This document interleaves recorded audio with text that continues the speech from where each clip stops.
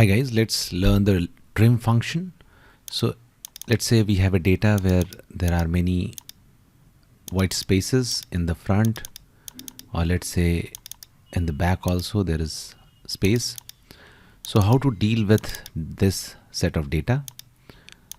So what we will do, we will just insert one column to the right where we will clean this data and just type equals to trim, and then under the bracket we will type the first cell value.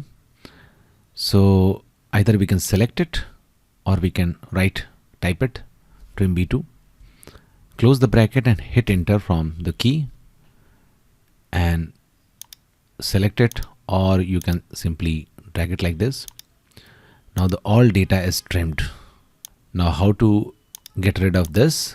When you will try to delete this will throw an error like this.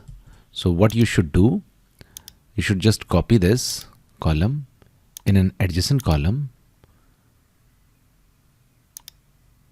and make sure you paste values only.